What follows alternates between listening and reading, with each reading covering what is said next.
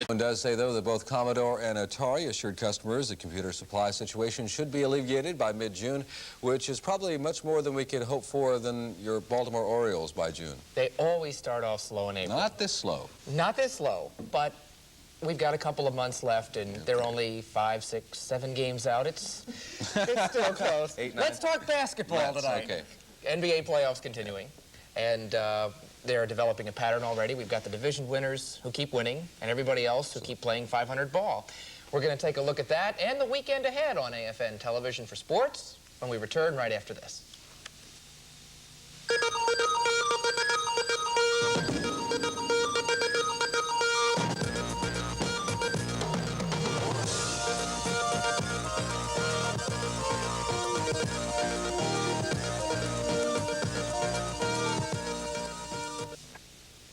Well, unlike the Orioles, the NBA playoffs continued in grand fashion last night with a sense of the theatrical, a sense of the magnificent, leading the performance in almost all the 5 games played. First to the best performance by a gunner in a losing effort, it was Bernard King of the Knicks. He had for 46 points last night, including 23 straight in the first quarter, but the Knicks still lost to Detroit 113-105. Bill Laimbeer led the Pistons in that game with 31 points. That series now knotted at 1 game apiece. Elsewhere, Gus Williams' bucket at the buzzer gave the Sonics a win, while the Nuggets blasted Utah. The Bucks 14 better than Atlanta, and the Celtics made it 2 in a row over the Bullets, but that's expected from the team and its coach. K.C. Jones knows everything there is about being a member of the Boston Celtics. He was a standout player on 8 championship teams in 9 seasons and was an assistant coach on their last title team. His loyalty to the organization is unquestioned, but K.C. Jones has a secret. I looked at the ceiling of all the flags up there, the tradition of winning. It was scary. If I had a choice of coaching the Celtics and, say, coaching another team around the league, I'd have gladly jumped at the other choice. Jones knows all too well the demands placed on being head coach of pro basketball's most successful organization, but the team he inherited is also one of the league's most talented. They won 60 or more regular season games in 3 of the 4 years before Jones became coach, and this season, the Celtics have pro basketball's best record. I like being in this position. Being that far ahead, it allows us to say, well, we're doing well and we can do better, so let's try to keep this thing on track. No stranger to the success of head coaching, Jones guided the Washington Bullets to the NBA Finals in 1975.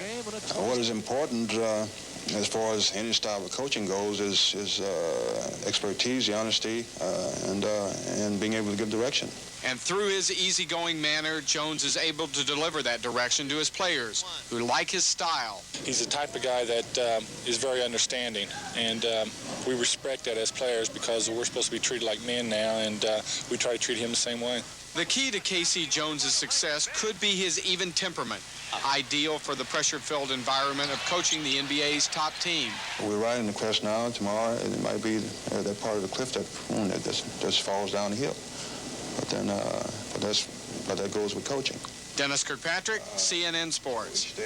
That endurance test known as the Olympic basketball trials continues today in Indianapolis. Coach Bobby Knight has his troops going through three-a-day workouts. The 72 hopefuls will be cut down to 30 by tomorrow.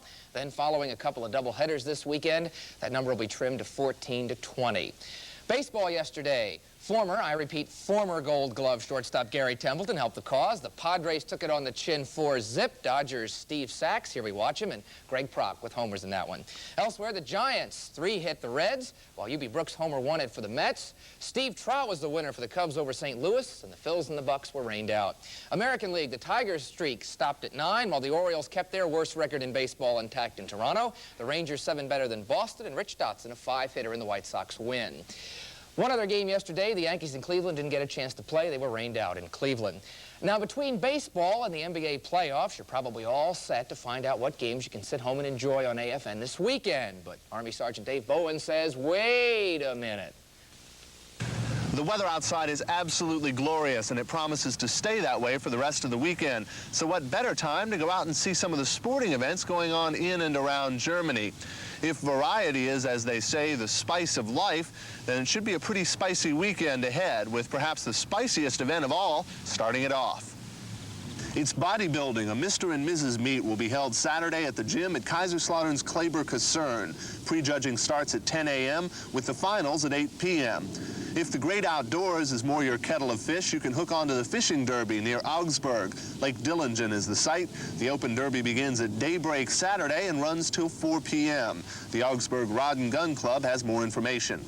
Lots of soccer on tap for this weekend. In the Army Leagues, Bad Kreuznach takes on Dortmund starting at 1 Saturday, and Karlsruhe is at Mannheim at 2 p.m. the same day. In CSC soccer action, 5 games on tap, all on Saturday, all starting at 1. Rhein-Main is at Berlin, Sembach visits Ramstein, Wiesbaden's at Zweibrücken, Spangdahlem travels to Bitburg, and Camp New Amsterdam visits Hahn. Several German Bundesliga soccer games near Americans. Bayern and Bremen battle at Munich. Hamburg is at Bielefeld. Frankfurt travels to Dusseldorf. Nuremberg is at Offenbach. And Mönchengladbach visits Mannheim. All those games Saturday, 3:30 start time.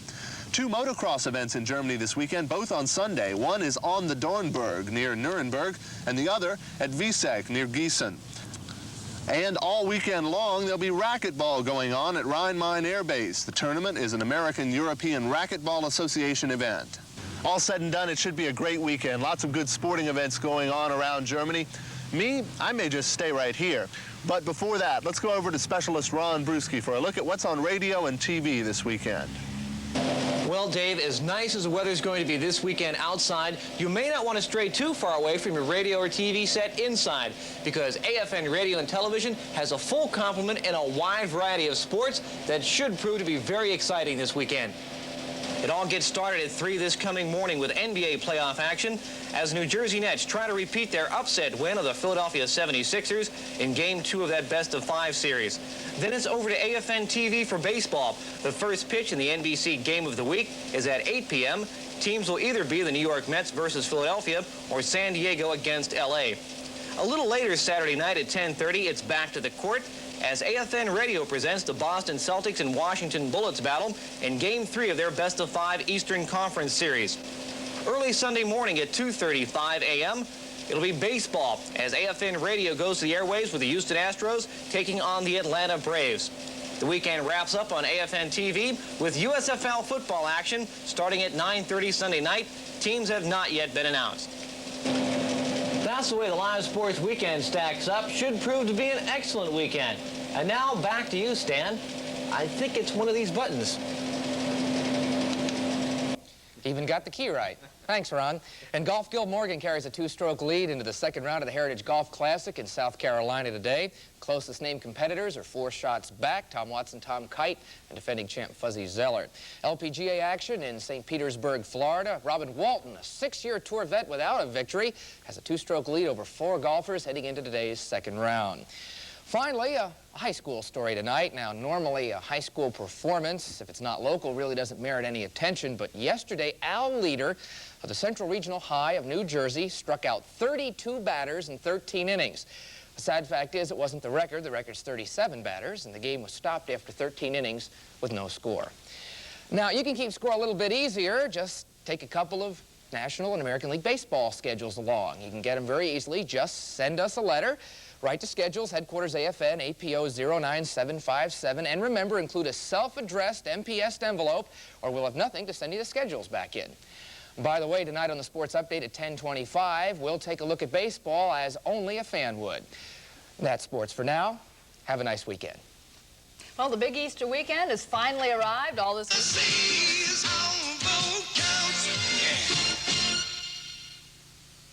Well, when you're a champion, there's only one way to go out, and that's a winner. Yesterday at the USARA Boxing Championships, Baumholder's James Mitchell did just that. He captured the welterweight title before announcing his retirement from the ring. Mitchell, who's a 4-time inter-service champ and a former national champion, decisioned Dave Stokes yesterday for the crown. Baumholder's boxing great retires with a career record of 128 wins against just 16 losses. Other winners included Baumholder teammate Joe Parks, 7th Corps' Eric Shields, 5th Corps' Reggie Morgan, Mannheim's Cedric Mingo, 5th Corps' Larry Golden, Rudy Zayas of 7th Corps, Lloyd Jackson of 5th Corps, defending inter-service champ Kevin Bryant, 7th Corps' Don Stevens, Charles Lowe of 5th Corps, and Mannheim's Larry Cook, an All-Army runner-up last year. In the NBA playoffs, the Nets stepped out early against Milwaukee. They were led by Darryl Dawkins' 32 points, including 2 3-pointers in the final 90 seconds to take the opener, 106-100 from the Bucks. Otis Birdsong added 18. Marcus Johnson led the Bucks with 23. Junior Bridgman added another 20. In other NBA openers yesterday, Larry Bird played with a sprained ankle. He was the difference. Bird 23 points, 12 assists, and 9 boards. And the Jazz stopped Phoenix yesterday by a 105-95 score. Walter Davis with 21 points. Baseball yesterday. Arrhenius Salazar, the Expos shortstop, connects in the second inning for a long triple out to left center field. That drive will bring in the go-ahead run, giving Charlie Lee his 4th win of the year.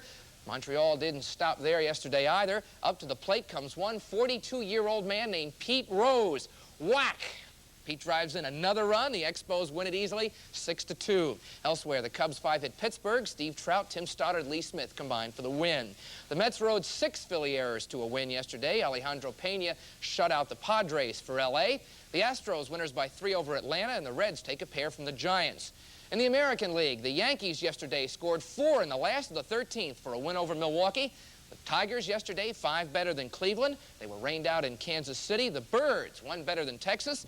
The Sox by 2 over Boston. The Mariners, 9-6 winners yesterday and 10 over California. And the A's and Twins, they split a pair on the coast. This weekend at Rhein-Main Air Base, something happened that an awful lot of people really didn't expect. The CSC baseball season actually got underway in the form of a preseason tournament that ran from Thursday through Sunday. Now, there was a lot of controversy, speculation at the beginning of the season as to whether or not CSC baseball would actually get off the ground this year. There are lots of reasons for that, but one reason certainly was not a lack of interested ball players. There are more than enough. We started out with 42 people. We're down to 22 through the attrition rate and the cuts. And what you're going to see today are the best that we have at Spang at this time. I had 57 people sign up for 16 members on the team. And after about the first month, we started in January in the gym working out. We still had 30 people going to cutoff day. Now, despite the number of players that want to be involved in CSC baseball, there were some changes this year that drastically reduced the number of those who will be playing. First of all, there's only 5 teams in this year's CSC. Secondly, the number of players on those teams, the number of uniformed individuals, dropped from 22 to 17.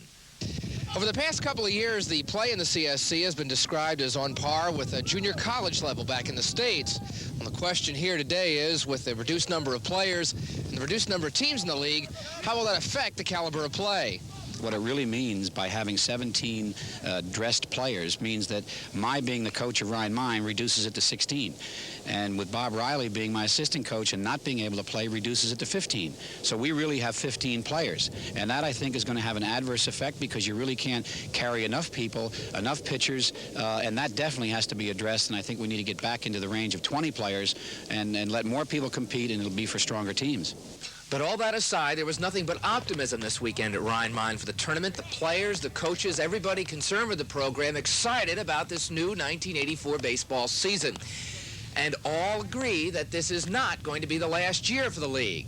And there are some definite steps that can be taken to ensure that. Well, I think the key to next year really is this year. I think if we have a very successful season, we've got 5 teams in it. Wiesbaden is in for sure. I think we have a really great year, good competitive year. People will realize that the CSC baseball is excellent baseball, and I think then we have to really look for a 6th team. We've got to get back into that 6-team range and be building rather than looking to, to let people out of the league. Baseball needs support of baseball people. The silent majority, I think, are the people out there that talk baseball. They don't want to see the program die, but, like I only had 22 guys come out for baseball this year. I've had 50 people approach me after now wanting to come out and play baseball. Those 50 people got to come out. The people that enjoy watching the ball game, like every Saturday and Sunday when we play at Simbach, we pack them in on the hills. And those people got to speak up. They've got to say, hey, listen, baseball is our American pastime. We want to keep it alive.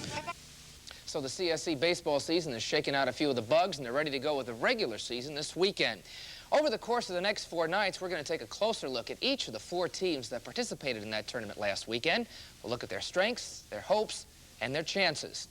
In the USFL this weekend, Cliff Stout, 2 TD passes as Birmingham wins for the 9th straight week. This one to former Steeler teammate Jim Smith. The Stallions winning by 17 over Denver. Elsewhere, the Panthers dropped their 4th in a row. They are losing to the Generals yesterday by 10, and Oakland won its first of the year, beating up on Chicago. Indoor soccer action, the Arrows yesterday, even their series with Baltimore in the Major Indoor Soccer League at a game apiece, winning 9-8 in overtime. At the Legends of Golf tourney yesterday in Texas, Sam Snead may have been the sentimental favorite, and boy, he had some super shots yesterday. Look at this one. However, it was Gabe Brewer, who we seen putting right here, and Billy Casper went on to take the title. Some days, just about everything will drop in. Brewer and Casper 3 strokes better than Julius Boros and Miller Barber. The rest of the pack 6 strokes or more behind. At the Houston Open, it was Corey Pavin, 1-stroke winner. He was a stroke winner over Buddy Gardner and Bobby Watkins. And it was a 666 that gave red-hot Betsy King the Orlando Classic title, Alice Miller finishing a couple of shots behind. It was no contest yesterday in tennis at the WCT Finals, where John McEnroe blistered Jimmy Connors, saying afterward he's never played better. Mr. McEnroe, $150,000 richer for the win. Tonight on the update at 10:25, we're going to find out just what he does with his money. And on AFN Radio tomorrow morning at 2, USFL Action Live. We'll have the LA Express traveling to Houston to meet the Gamblers. Until then, that's sports. Now over to weather with Chuck Grubb, who told us all Friday that it was going to warm up through the weekend. You didn't tell us about the wind chill factor cooling things off. How about the snow in Bavaria? I heard there was actually some snow flurries around home. A specialist, Stan Kosmosky, who's here to prove that there is life after the Super Bowl. It's hard to believe, isn't it? But just think, is. the USFL season starts a month from Wednesday, so football fans don't have long to wait. But there's also a question of whether there's life for a coach up in New York. Exactly. The question today comes concerning Herb Brooks. It seems, after being hailed as a coaching genius back in 1980 after taking an unheralded hockey team to the gold medal in the Olympics, Herb Brooks took on the nearly impossible task of coaching that other NHL franchise in New York, the Rangers. But after winning just 15 of 45 games this season, yesterday Herb Brooks was fired and replaced by the team's GM, Craig Patrick. At least he didn't have to suffer the frustration that the Kings did out in L.A. Oilers coach Glenn Sather watched last night as the Kings played for most of 2 periods better than they have ever played before. Michel Dion here entering the record books, notching his 611th career goal, moving past Bobby Hull. That gave LA a 6-1 lead, but the Oilers roared back. Here Wayne Gretzky with a shorthanded goal. The Oilers would net 6 in that 3rd period to come back for an 8-7 win, despite some desperate last-second shots by the LA Kings. Elsewhere, the Blues topped the Red Wings. Detroit now winless in 12 straight. The Flames and Canucks drew a blank. The Bruins and assorted referees had a rough night.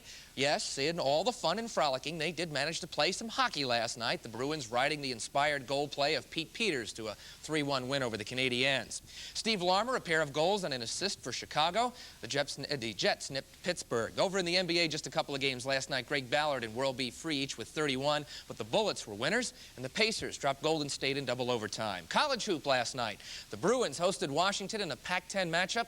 The Huskies led early, but in the second half, it was all UCLA. Nigel McWell with 17, including these two.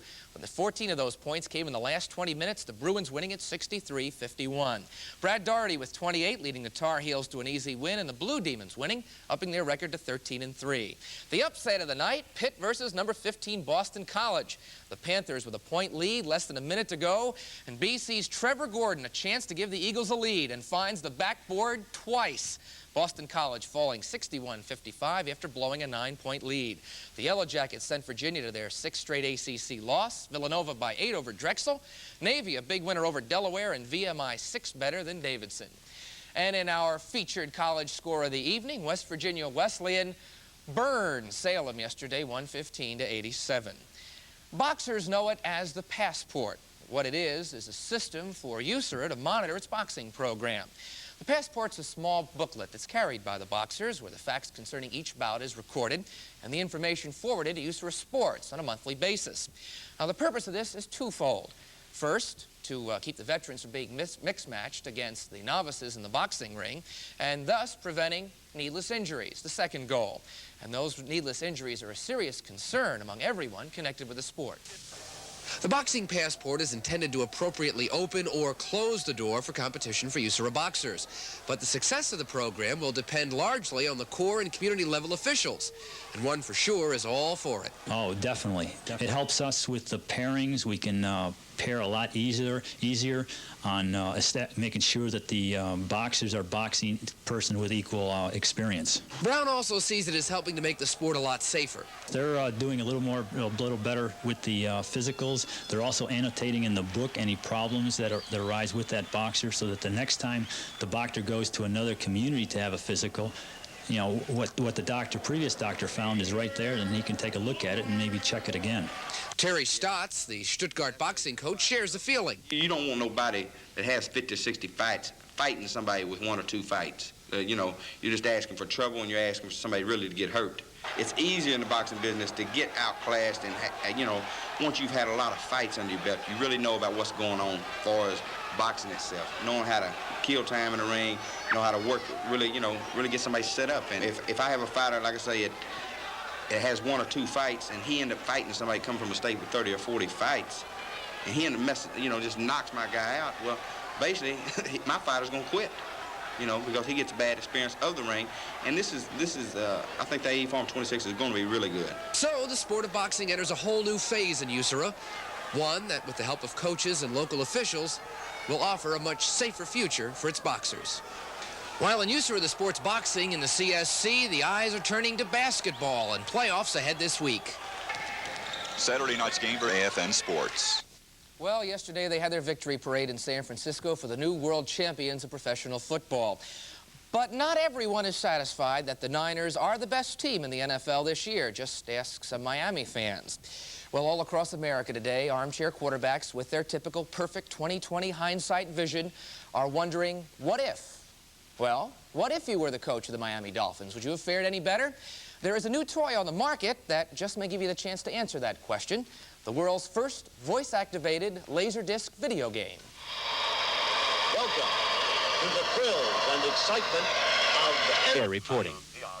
Yes, and you too can become an armchair quarterback in your own home, and it'll only cost you $2,495. $2,500, and it won't even help you balance your checkbook. That's sports. Now we'll activate Chuck Grubb. Take a look at the weather. Boy, is this warm. Now we're to specialist Dan Kosmosky in sports, and only one game in the NFL last night. Things have slowed down a lot in January, haven't they, in football? But it was not the game everyone expected it to be, but a lot of 49ers fans are happy today. They struck gold, didn't they? Absolutely. Believe it or not, it is finally over. After 2 weeks of nearly endless hype and hearing just about everything you never wanted to hear about Dan Marino and Joe Montana in the first place, Super Bowl 19 is finally history. Now, for the next few minutes, just sit back. If you're a Finns fan, maybe take some consolation in the fact that this San Francisco team is perhaps one of the best in the history of pro football. And if you're a Niners fan, just kick off your shoes and enjoy. Well, the game started disastrously for San Francisco, and Derek Harmon took Von Schaumann's opening kickoff near the sideline and couldn't keep his balance. Winded up tumbling out of bounds at his own 6-yard line. Then on the very first play from scrimmage for the Niners, usually sure-handed Freddie Sullivan drops a wide-open pass out in the flat. Looks like a long day ahead for San Francisco. They kicked the ball away after a couple of first downs. Miami could do no better than a field goal, and the 49ers get it back, using just 8 plays, driving 78 yards and capping it this way. A little roll to the right. Montana fires the shot. It's in it. Complete. Out of the backfield is the wingback spot with Carl Monroe. But just 6 plays later, all but one of them passes, Dan Marino did what he does best. And on first down, goal to go inside the 2. What do you think, Joe? Let's go. Well, there's no question about it. You know they're going to throw the football here. Dan Johnson just works in behind Reynolds and finds a little soft spot in the defense, and bang, you got yourself 6 points. Believe it or not, that touchdown with just 45 seconds left in the first quarter was all Miami would net on the day. From then on, it was all Joe Montana. First, it was an 8-yard toss to Roger Craig, and the Niners led 14-10. A bit later on, Montana took it on the lam and legged it into the end zone, 21-10 Niners. At the half, it was 28-16, and San Francisco never looked back, not with the defense they put on the field yesterday. Dan Marino had been sacked just 16 times all season. He was dumped 4 times by the Niners defense yesterday. 2 interceptions for Dan Marino, and Miami comes away losing to a fired-up 49er squad 38-16. We didn't say anything about it all week, but I think deep down inside of you, when you hear all week long, Miami, Miami, how are you going to stop Miami? The Dolphins losing the big one for the second time in 3 years. Actually, I wasn't quite telling the full truth earlier. It's not all over yet, in case you were facing the realities of a Monday morning work schedule and opted to bypass the Super Bowl last night. Super Bowl 19 will be replayed in its entirety immediately following our newscast this evening. As to the other sports action yesterday in the Garden, you might have called it a Super Bowl of hoop. The greats came to watch the youngsters yesterday, the NBA's two best teams this season. As popular as boxing is, almost no sport is under as much fire right now as is that one, boxing. It seems as if for the second straight year, the American Medical Association has called for a complete ban of the sport, and a British medical association has followed suit. The concern is for the safety of the boxer. That's something that USERA has taken definite steps to correct and protect. Since November 1st, every Army boxer has had to record the results of every bout first in what is called a boxing passport. And from there, the information is sent to Schwetzingen. Well, it used to be back in the good old days that you as a boxer kept a book on the fit. Well, now to sports and specialist Dan Kosmosky, and when we talk about big bucks in sports, we're usually talking about the athlete's contract, but you've got a new twist on that tonight. That's right. We also have an athlete's contract coming up as well. Word just came out about an hour ago. The attorney for Doug Flutie says that his client has agreed to a long-term deal with the New Jersey Generals of the USFL, and that contract should be signed early next week. And it had to happen sooner or later, but yesterday, the University of Miami and CBS signed a $2 million television deal. CBS will be televising at least 3 Hurricane games over the next 2 seasons, while Miami remains free to appear on any other network when CBS is not televising its games. Well, televising last night's Battle of the Hoosiers wasn't difficult to imagine. For Bobby Knight, though, it wasn't imagination. It was a nightmare. His Hoosiers blowing an 8-point second-half lead before falling to Purdue 62-52. The number 8 Beavers stayed undefeated in the Pac-10. Tech overwhelming McNeese State. In fact, State didn't have a rebound in that game for the first 13 minutes. Steve Harris with 30 points and 9 assists for Tulsa. The Runnin' Rebels routed New Mexico. And at Norfolk, Kenny Gaddison led the Monarchs with 19, including a soft touch on this one. But Gene Bardo said, take it easy. Leave it to the Sun Belt Conference's leading scorer, Steve Mitchell. Here he pumps in 2, and UAB escaped with a 56-55 win, despite 5 last-second shots by Old Dominion. Service action, Army flunked Yale, but the Middies torpedoed North Carolina Wilmington by 27. And specialist Ron Bruschi says the highlight of this weekend's TV action comes from Big East basketball. The live sports weekend begins with the National Hockey League. Kings versus the Blues, Saturday, 2:30 a.m. on AFN Radio. Then just 1 hour later, it's more hockey action on AFN TV as Wayne the Great Skate Gretzky leads the Oilers against the Devils. Then college basketball action comes your way Saturday night. Georgetown versus St. John's for supremacy in the Big East. Game time on AFN TV, 8 o'clock. AFN Radio tips off at 8:30. Then more college basketball Sunday morning at 3 a.m. on AFN TV. This time a Big Ten clash, Northwestern versus Minnesota. Rounding out the weekend will be the Pro Bowl Sunday night, 10 p.m. on AFN TV, 10:30 on radio. The best the AFC and NFC have to offer, go at it in Hawaii. That's the live sports weekend. Have a great weekend. Specialist Ron Bruschi, AFN Sports. And our featured college score of the night comes from down south in what was an awfully high-scoring game for a 2-on-2 matchup. Washington and Lee nipped Emory and Henry by a bucket. In golf, red-hot Lanny Watkins sure has started the year off with a bang. $100,000 in earnings so far in just 2 tourneys. And yesterday, a blistering 8 under 63, tying the course record at the LA Open. It was good enough for a 2-shot lead in that tourney. Not good enough is the $500,000 a year that Cubs first baseman Leon Durham is shagging. He wants $1 million per, and that means that there's an arbiter ahead for the Bull. His numbers in '84, batting average of .279 with 23 homers and 96 ribbies.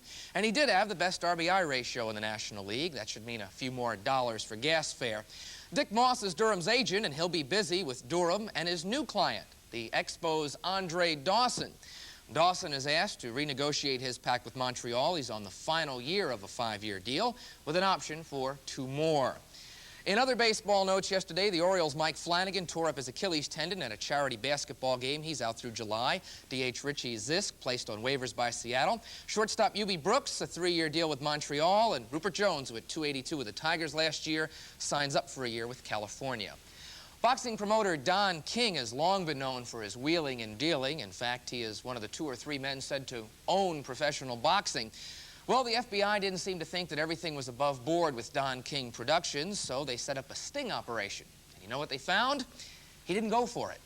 All I know is that they are working on me, they've been working on me, and like I said from the very beginning, I am not doing anything wrong but out-competing all of them in a market manner, even in spite of the insurmountable difficulties and impediments that have been put in my path. Think what I would do if I had the free limb and mobility and the free mind to continue in American way, in the tradition of America, pioneer and trailblazer, to do it like it's supposed to be done in establishing new beachheads and making things happen. I'm doing all this with everybody on my back. Well, that's how it usually is in the NBA, but not so last night at Landover, Maryland. Gus Williams shook the Mavericks off his back for 31 points and some nifty moves in the Bullets' 93-92 win over Dallas. Unbelievable. Elsewhere, the Warriors lost number 13 in a row in Detroit. Terry Cummings with 34 for the Bucks. World Freeze 35, leading the Cavs by Utah, and the Nuggets won their 4th in a row. On the ice, Craig Patrick said he was scared and nervous about his return to NHL coaching, but he was pleased after his Rangers gave him a 3-1 victory over the Red Wings. Patrick, the team's vice president, had fired Herb Brooks earlier in the week and took over the coaching duties he held 4 years ago. Elsewhere, the Nordiques won in Montreal. Buffalo lost for just the 2nd time in 15 games, and New York trimmed the Maple Leafs by 3. The life of a military athlete's a difficult one. It means hours of practice and effort away from family and whatever free time is available. And for a lot of us in jobs that require a lot of time, we know what a rare commodity that free time is. USAFE wrestlers, for example, have given up this weekend in order to compete for the right to travel to the All-Air Force camp. But Wednesday night, it was the Continental Sports Conference turn to congratulate its athletes for a job well done. Excellence in sports is the CSC's motto and was readily apparent by all who were in contention. Keynote speaker General William Bruckner Jr. casting squadron for AFN Sports.